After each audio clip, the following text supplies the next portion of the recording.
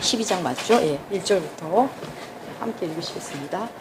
하늘에 큰 이적이 보이니 해를 옷 입은 한 여자가 있는데 그 발 아래에는 달이 있고 그 머리에는 12개의 바늘 썼더라.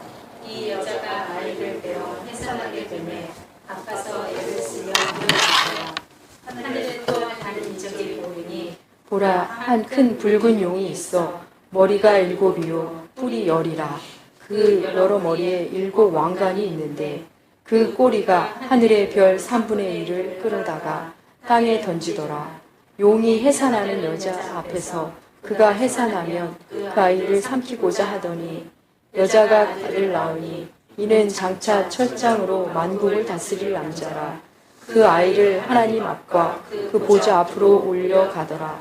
그 여자가 광야로 도망하매 거기서 1260일 동안 그를 양육하기 위하여 하나님께서 예비하신 곳이 있더라.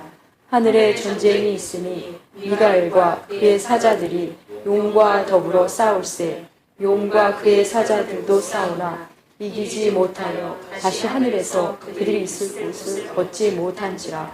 큰 용이 내쫓기니 옛뱀 곧 마귀라고도 하고 사탄이라고도 하며 온 천하를 꿰는 자라.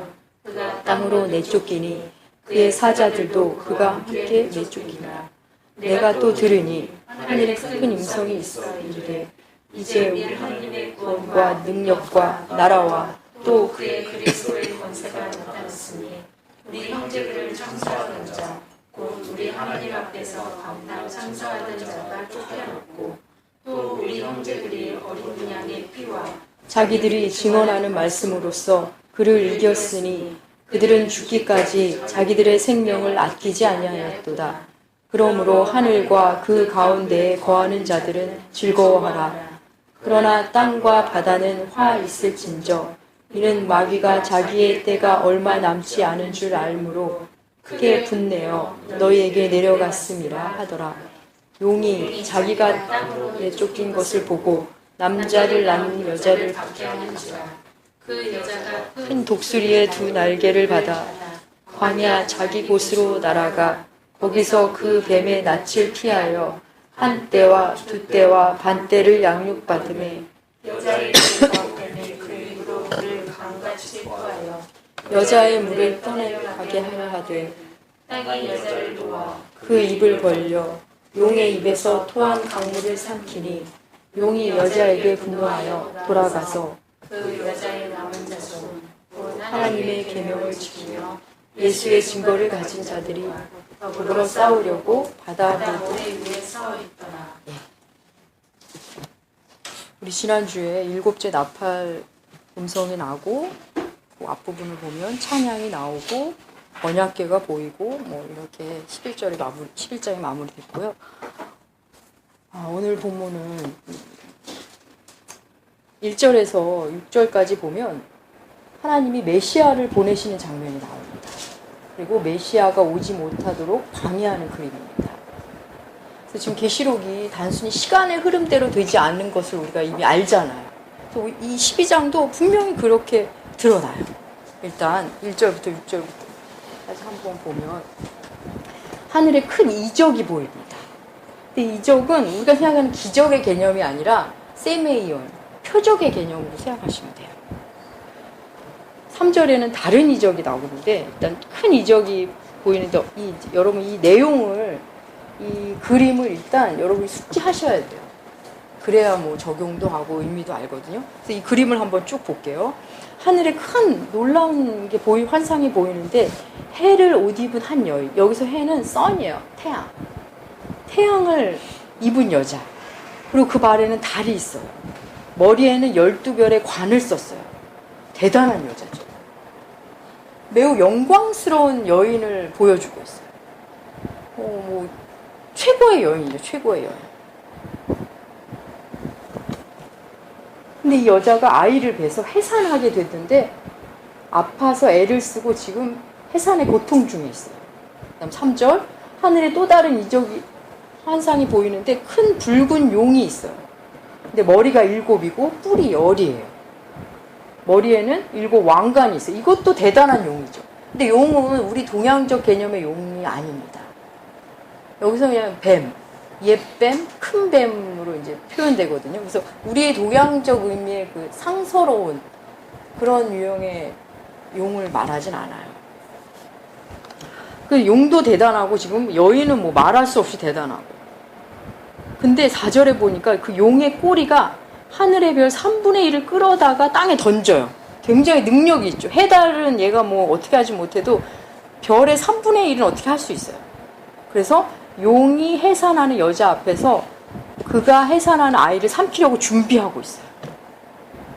근데 그 여자가 아들을 낳는데 그 아들은 장차 철장으로 만국을 다스릴 남자라는 거예요. 그럼 이 남자가 누굴까요? 예수님. 예수님을 낳는 걸 바랍니다. 그 아이를 하나님 아까 보좌 앞으로 올라갔어요. 그래서 그 여자가 광야로 도망합니다. 1260일 동안 여인을 양육하기 위해 하나님이 예비하신 거예요. 그래서 여기서 여자는 교회를 말합니다. 교회.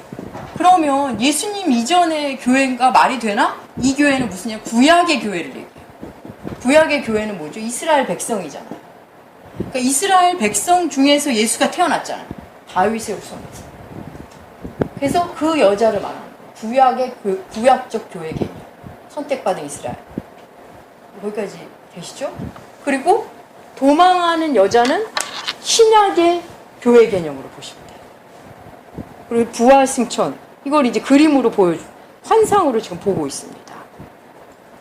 그런데 여기서 보면 해산의 고통이라고 표현해요. 메시아를 낳은 여인. 근데 이걸 단순히 뭐 마리아 이렇게 그 개념이 아니에요. 구약의 교회의 개념이거든요. 근데 해산의 고통으로 성경 속에 해산의 고통을 나타내는 해산의 고통이 자주 나옵니다. 뭐 바울서신에서는 영혼을 하나님 그것도 양육시키는 것도 해산의 고통으로 나오지만 이제 여기서는 궁극으로는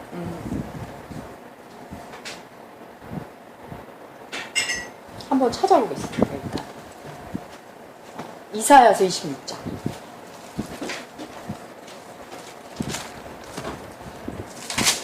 이사야서 26장에 보면 26장 16절.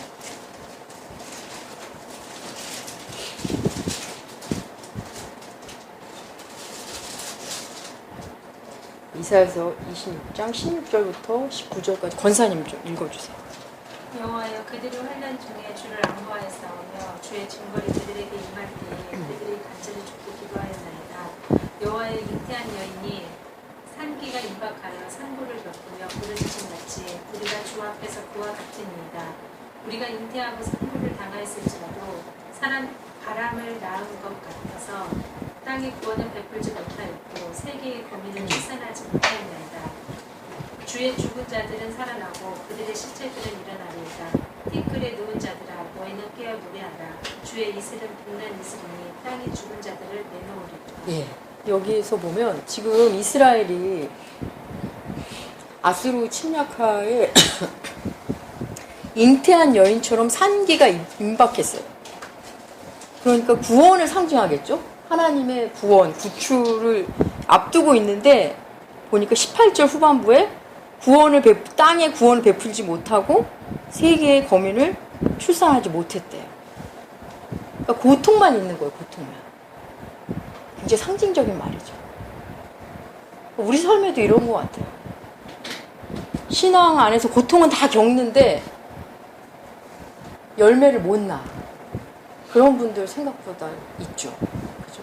우리 자신도 그런 시간들을 경험하기도 하고. 이왕 핀 김에 이사야서 27장에 보면 거기 1절에 날렘뱀 리오 야단 곧 꼬불꼬불한 뱀 리오 야단을 벌하시고 바다에 있는 용을 죽이시니라. 이 용의 개념이 구약부터 이미 나왔다는 거를 이제 염두에 두시고 보면 되겠습니다. 그리고 또 하나 주께서 친히 말씀하신 해산의 고통이 있어요. 요한복음 보세요. 요한복음 16장.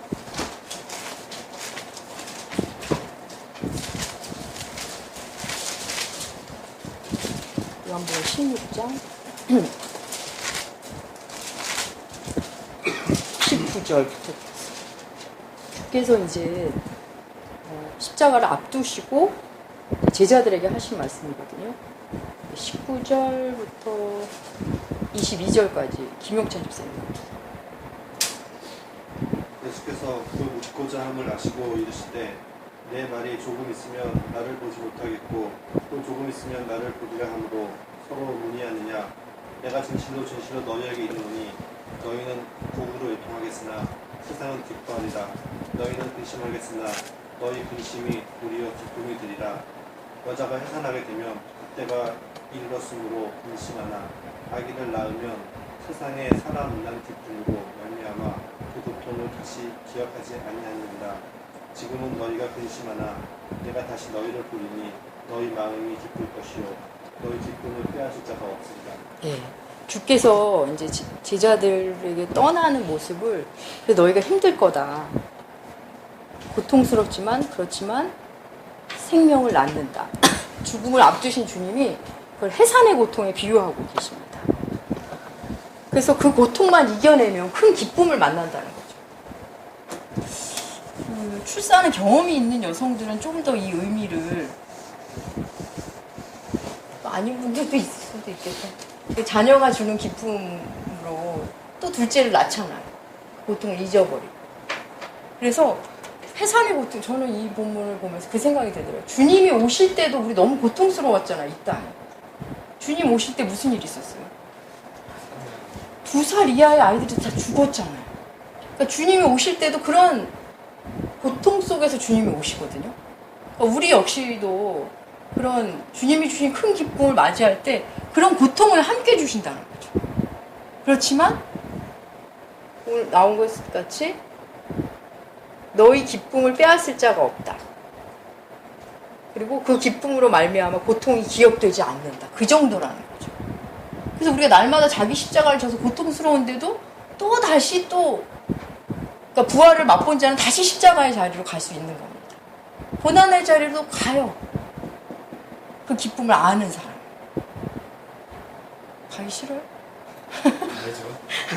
알죠. 기쁨을 아는 자가 가는 거지 이게 콧대듯이 하는 건 아니니까 주께서도 그렇게 안 하십니다. 그래서 신앙은 그냥 깊어지지 않습니다. 여러분 우리 영어 6개월 완성 이런 거 안 믿잖아요. 영어 공부해본 사람은 다 안 믿을걸요? 근데 이제 안 해보고 편하게 할 사람들은 해보겠죠. 예. 근데 그건 다 거짓말인 걸 알아요. 그래서 왜 있잖아요. 왜 공부를 한번 예를 들면 저는 공부는 못해도 되지만 공부는 해야 된다는 생각을 해요. 결과는 중요하지 않지만 해야 한다. 왜냐하면 일반적으로 대가가 있어야 얻는 게 있다를 배우는 게 공부인 것 같아요. 한 만큼 거두는 거를 아이들이 제일 먼저 배우는 거는 공부인 것 같아요. 물론 다른 거 재밌어서 하는 거 있죠. 물론 운동도 그렇고 배움이 다 그 고통의 지점을 다 지나잖아요. 대가를 치르잖아요. 그리고 얻잖아요. 그래서 제가 이제 이게 좀 적절할지 모르겠는데 좀 어렸을 때 공부가 좀 익숙하신 분들은 교회 와서도 성경 공부하는 게 어렵지 않더라고요. 뭔가 대가를 치러야 한다는 생각들을 많이 하시는 것 같아요. 그래서 그런 분들은 성경 공부 자리에 이렇게 인도하기가 쉬워요. 그래서 뭔가 배우고 그러니까 몸에 밴 거죠. 이게 대가를 치르는 게 몸에. 근데 안 그런 과정은 그게 좀 쉽지 않을 수도 있을 것 같아요. 근데 이제 물론 대가를 다 치러야죠. 뭘 기술을 배우든 그렇게 하던. 근데 이제 활자라는 면에서는 그런 게 그래서 제가 이제 청소년한테도 항상 하기 싫은 걸 할 줄 알고 하고 싶은 걸 안 할 줄 아는 연습을 해야 된다. 근데 그게 이제 안 돼. 요즘은 잘 안 하지. 안 하고 싶으면 안 하더라고요. 하고 싶으면 그냥 막 하고. 그러니까 그게 안 되면 이제 누적이 된다는 거죠. 우리 몸 안에. 그래서 아무튼 그냥 저절로 되는 것은 이 땅에 없다는 것을 알게 되는 게 좋은 것 같아요. 그걸 아는 자가 또 은혜의 개념에서 놀라움을 만나죠. 은혜가 선물이라는 것에 왜냐면 늘 공짜로 받아온 사람은 은혜가 감동스럽지 않을걸요? 아니 그렇지 않을까요? 늘 뭘 해야 받고, 인과응보적인 거에 익숙한 사람들은 상벌체제에 익숙하면 은혜의 개념이 안 와닿아요. 그리고 말도 안 된다고 생각해요. 그래서 행위 구원, 그 다음에 이제 자기 의의를 자꾸 내세우는, 자기도 모르게 말씀을 이렇게 제대로 천작하지 않으면 그런 신앙을 갖게 됩니다. 아무튼 이게 해산의 고통으로 비유하고 있어요. 너무 많이 길어졌네. 다시 돌아오겠습니다. 그래서 이 남자는 예수 그리스도를 상징한다는 거, 그리고 여자는 교회를 상징한다는 거. 1절부터 6절까지의 그림이, 그러니까 여기서도 보면 6절 후반부에 양육하기 위해서 하나님이 예비하신 곳이 있대잖아요. 그래서 교회는 양육받습니다. 하나님의 교회는 항상 어떤 형태로든 하나님이 양육하세요. 근데 그 양육의 장소가 어디죠? 6절에 보면 예, 광야예요. 시설이 잘 돼 있고 그런 곳이 아니라 힘든, 그러니까 모든 훈련은 힘든 게 기본이죠. 그죠? 그리고 이어지는 7절부터 보면 7절부터 12절에 보면 1절부터 6절이 사실은 반복되는 거예요. 근데 이제 다른 측면에서 보여줍니다. 하늘에 전쟁이 있는데 미가엘과 그의 사자들이 용과 더불어 싸운다. 그러니까 미가엘과 그의 사자 대 용과 그의 사자가 지금 싸우고 있습니다. 하늘의 전쟁. 근데 용과 그의 사자가 이기지 못하고 다시 하늘에서 그들이 있을 곳을 얻지 못합니다. 그래서 옛뱀 혹은 마귀라고 부르는 그 사탄이 땅으로 내쫓겨요. 사자들과 함께. 그래서 요한이 들으니 큰 음성이 들리는데 이제 우리 하나님의 구원과 능력과 나라와 또 그의 그리스도의 권세가 나타났으니 우리 형제들이 를 참소는 이제 고소하다는 말이죠. 우리 하나님 앞에서 밤낮 참소하던 자가 쫓겨났고 또 우리 형제들이 어린 양의 피와 자기들의 증언하는 말씀으로써 그를 이겼으니 그들은 죽기까지 자기들의 생명을 아끼지 아니하였도다. 그러므로 하늘과 그 가운데 거하는 자들은 즐거워하라. 예. 지금 미가엘이 누군지 아시죠? 예, 안 찾아봐도 될까요? 다니엘에서 우리 나왔거든요. 다니엘이 환상을 보는데 미가엘과 바사 군대와 싸우는 장면이 나오잖아요. 그죠? 그러니까 천사 이름 중에 이제 뭐 가브리엘은 소식을 전한다. 그다음에 미가엘은 군대 장관처럼 나옵니다. 군대장처럼. 근데 뱀이 못 이겨요. 사탄이. 그래서 쫓겨납니다. 10절에 보니까 그게 지금 아까 여인과 용의 싸움과 마찬가지예요. 똑같이. 그죠? 그래서 보니까 하늘에서 음성이 하나님의 구원과 능력과 나라와 그의 그리스도의 권세인데 여기에 원어에는 하나님의 구원이 아니라 그 구원이라고 나와요. 정관사 더가 붙어요. 그 구원. 그러니까 갑자기 나온 게 아니라 그럼 그 구원, 그 능력, 그 나라, 또 그의 그리스도의 그 권세라고 나와요. 그럼 여기서 그가 붙었다는 건 뭘까? 무슨 의미일까요? 그죠? 앞에서 주님이 이미 구약에서부터 다 약속해온 그 구원. 그의 나라. 바로 그 나라. 그러니까 구약에서 이미 언약하신 바로 그 구원으로 보시면 됩니다. 그래서 이겨요. 11절에 보면 승리합니다. 생명을 아끼지 않으면서까지 싸운다는 거예요. 근데 여러분 11절에 보면 어떻게 뭐로 이기죠? 어린 양의 피와 말씀으로 이겨요. 피와 말씀으로 이겼다고 했어요. 그래서 생명을 아끼지 않을 정도로 싸워서 이겨요. 그러니까 우리 보고 즐거워하라는 거예요. 근데 이 그러나가 있어요. 땅과 바다는 화했을진저 이는 마귀가 자기 때가 얼마 남지 않았음을 알고 크게 분내어 너희에게 내려갔습니다. 그러니까 하늘에 지금 이겼어요. 이겼는데 그들이 이제 얼마 안 남은 걸 알아서 이제 마지막 이제 퇴각하면서 이제 발악을 하는 거죠. 그래서 고통이 있다는 거죠, 우리에게. 그래서 치명적으로 상해를 입었어요. 하지만 퇴각하면서 주의 백성들을 괴롭힌다. 그래서 우리 계시록 9장 10절 한번 볼까요? 계시록 9장 10절에 보면 바로 앞에 계시록 9장 10절에 보면 우리 지난번에 잠깐 나눴는데 정갈과 같은 꼬리와 쏘는 살이 있어 그 꼬리는 5달 동안 사람들을 해하는 권세가 있더라. 그때 나눴죠 잠깐. 꼬리 분명히 꼬리인데 꼬리가 힘이 있어요. 우리도 그 사건이 다 끝났는 줄 알았는데 나는 다 용서한 줄 알았는데 나 평안한 줄 알았는데 계속 내가 휘둘려. 그 꼬리가 남아서 날 계속 괴롭히는 사건들이 많잖아. 그러니까 12장에도 바로 그런 의미예요. 치명타는 입었지만 이제 얼마 안 남았으니까 끝까지 막 불지르고 나쁜 짓 하고 이러면서 퇴각하는 폐잔병의 모습이죠.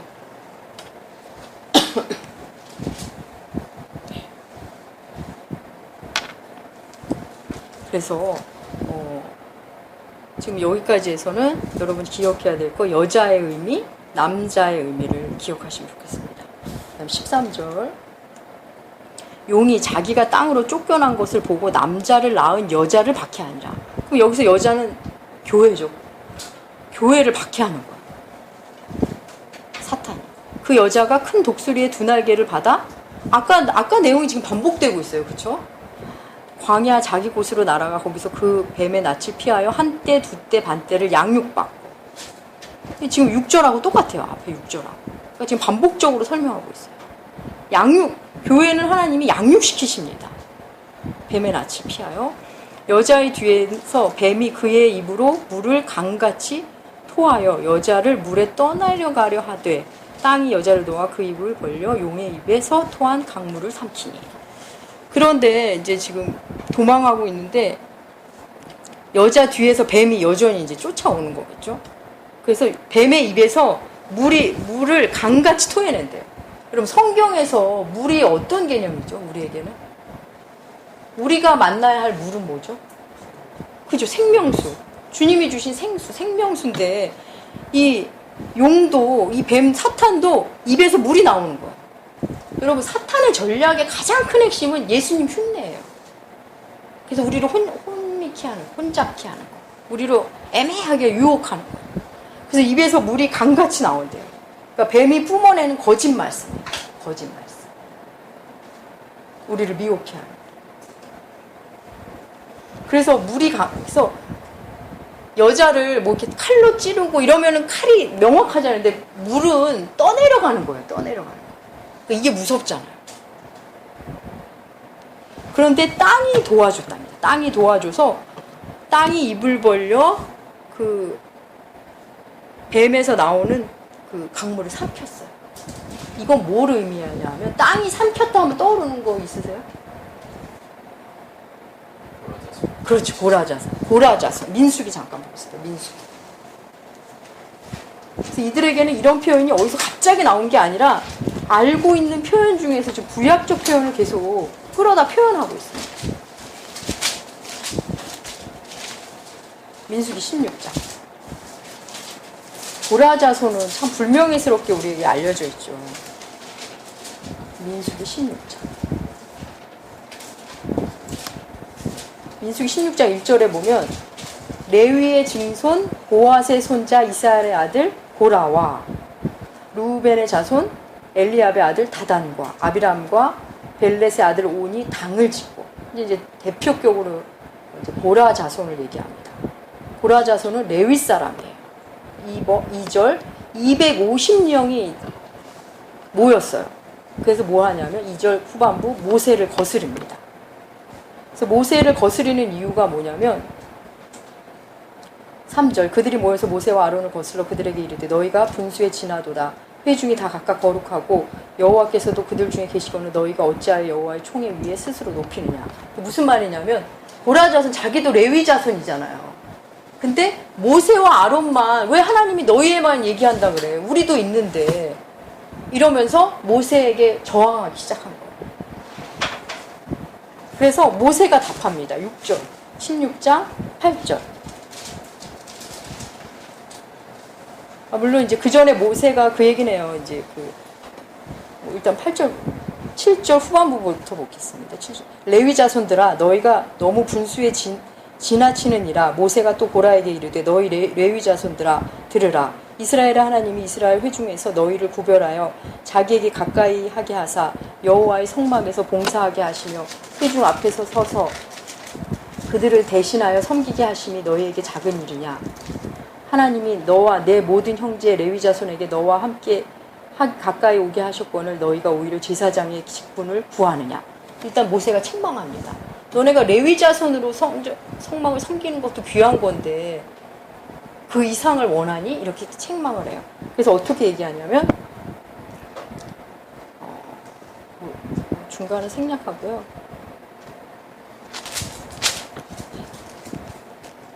31절 30절 볼까요? 30절 향로를 가지고 이런 것도 있는데 그걸 중간 빼고요. 30절 만일 30절부터 35절까지 윤 집사님 읽어주시래요. 만일 여호와께서 세일을 행하사 입을 열어 이 사람들과 그들의 모든 소금으로 삼켜 산채로 수월에 빠지게 하시면 이 사람들이 과연 여호와를 멸시한 것을 줄을 너희가 알리라. 그가 이 모든 말을 마치자마자 그들이 섰던 땅바닥이 갈라지느니라. 땅이 그 입을 열어 그들과 그들의 집과 고라에게 속한 모든 사람과 그들의 재물을 삼키매 그들과 그의 모든 재물이 산채로 수월에 빠지며 땅이 그 위에 덮이니 그들이 회중 가운데서 망하니라. 그 주위에 있는 온 이스라엘이 그들의 부르짖음을 듣고 도망하여 이르되 땅이 우리도 삼킬까 두렵다 하였고 여호와께로부터 불이 나와서 분향하는 250명을 불살랐더라. 예, 너무 무서운 사건이죠. 저는 지진이 일어나서 땅 갈라진 거 보면 항상 이게 생각이 나요. 무섭더라고요. 그래서 땅이 고라 자손을 삼켰어요. 그래서 이런 사건이 민수기에 기록된 이유는 처음부터 고라 자손에게 뭐 그러지 마라 해서 그들이 돌이켰다면 좋겠지만 그 공동체의 거룩성을 유지하기 위해서 아예 불순물을 제거하셨다고 신학자들은 해석합니다. 그래서 이런 사건이 있었다. 그래서 이 계시록이 누구에게 준 편지죠? 예, 7교회에게 준 편지죠. 그들은 이 사건을 다 들어서 알고 있는 사람들이에요. 그래서 다시 돌아오겠습니다. 땅이 여자를 도와 입을 벌려 용의 입에 용이 토한 강물을 삼켰다. 이거를 그들은 다 떠올릴 거예요. 아, 하나님 결국 그렇게 하시겠구나. 고라 자손에게 하셨듯이 이렇게. 17절.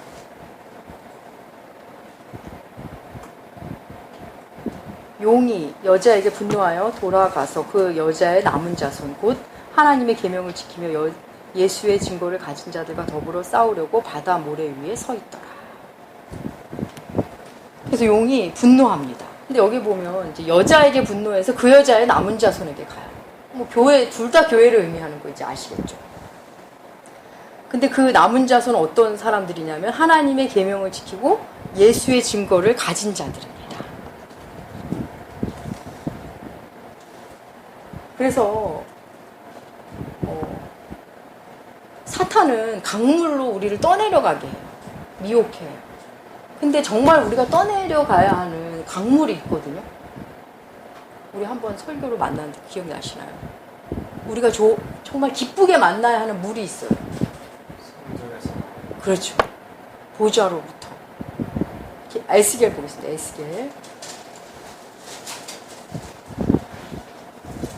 에스겔 47장.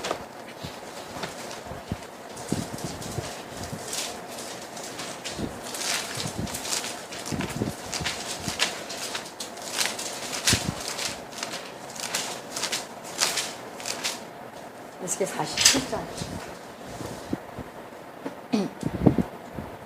에스겔이 환상 중에 이제 성전을 보는데 47장 1절에 그가 나를 데리고 성전문에 이르시니 성전 앞면이 동쪽을 향하였는데 그 문지방 밑에서 물이 나와 동쪽으로 흐르다가 성전 오른쪽 제단 남쪽으로 흘러내리니라.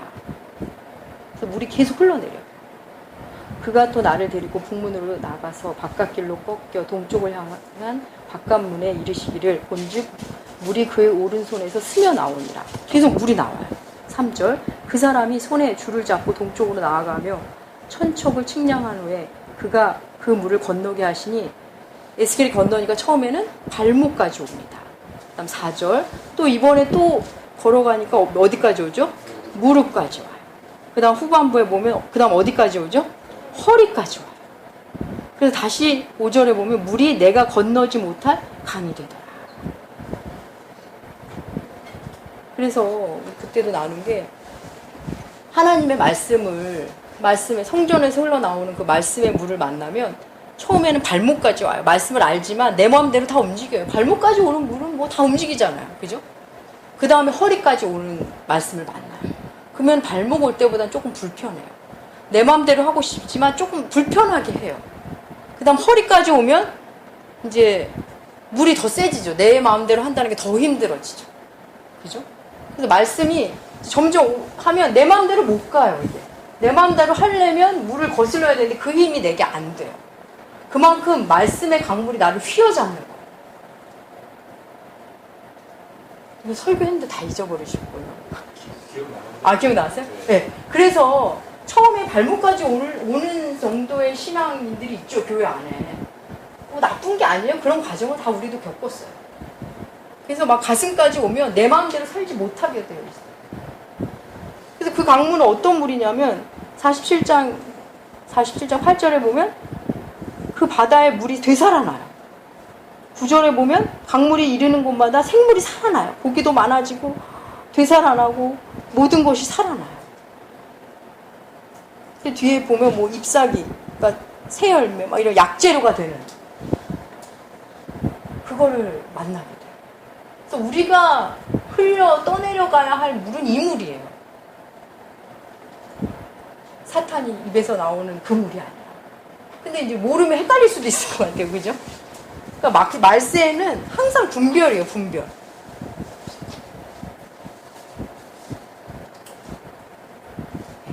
그래서 신앙은 물론 이제 공동체적인 의미 안에서도 이제 우리가 설명하지만 신앙은 각자 힘을 다해 이겨야 하는 씨름이 많습니다.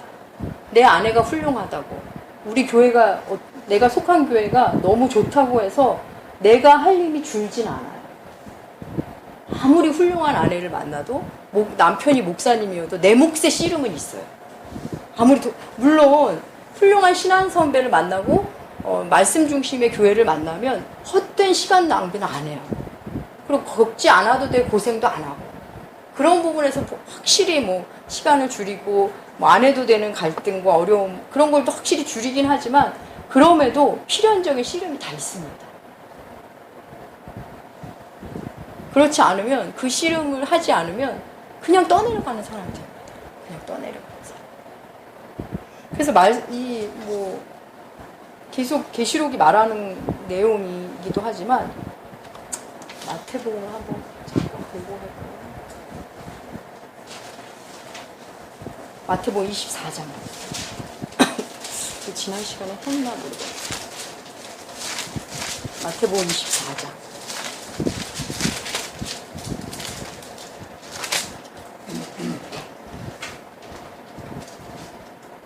장 36절부터 보면 그러나 그날과 그때는 아무도 모르나니 하늘의 천사들도 아들도 모르고 오직 아버지만 아시느니라. 노아의 때같이 인자의 임함도 그러하리라. 홍수 전에 노아가 방주에 들어가던 날까지 사람들이 먹고 마시고 장가들고 시집하고 있으면서 홍수가 나고 그들을 다 멸하기까지 깨닫지 못했으니 인자의 임함도 이와 같으니라. 그래서 마지막까지 마지막 때는 알 수 없이 온다는 거죠. 그러니까 어떤 부분은 큰 흐름은 징조 같은 게 있는데 일상은 그대로 유지된다는 거예요.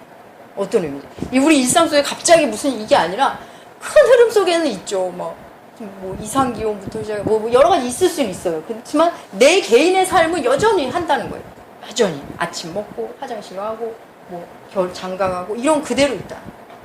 그 얘기를 하시고 나서 25장이 나와요. 주님의 말씀이거든요. 열처녀 비유가 나오잖아요. 열처녀 비유를 뭐 다 아시니까 그래서 준비해야 된다는 거예요. 앞에서 이제 언제 올지 모르니까 이 열처녀 비유 하시면서 준비해야 된다, 깨어 있어야 한다는 얘기를 하시는 거예요. 그리고 달란트 비유, 양과 염소 비유가 나오잖아요. 이거 지난주에 안 했죠, 집사님? 그래서 이 열처녀는 신랑이 그러니까 열처녀는 지혜로운 처녀 5과 미련한 처녀 5으로 되어 있잖아요. 근데 이 사람들이 신랑이 올 거를 미련한 자가 몰랐을까요? 다 알고 10명이 다 알고 있었어요. 그래서 알고 모르고의 문제가 아니에요, 이제는.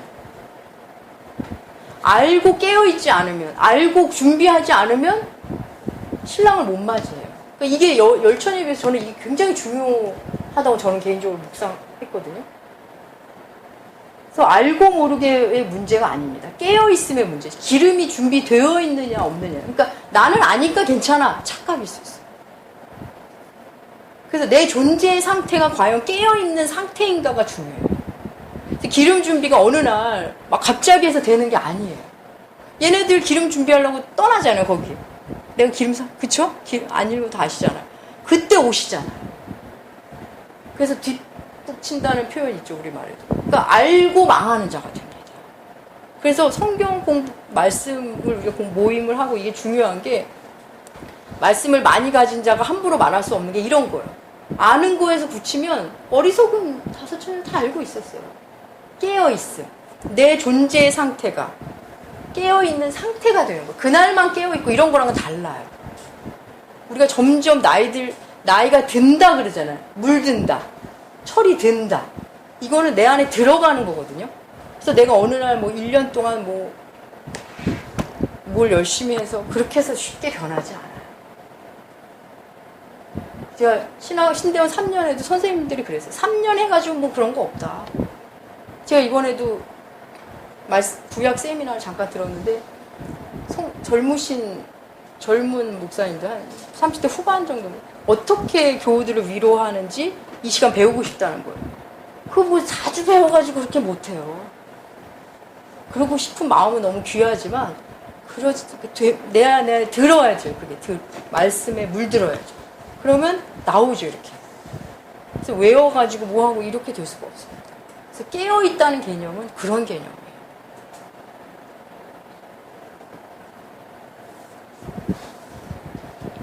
잠시 쉬었다가 하겠습니다.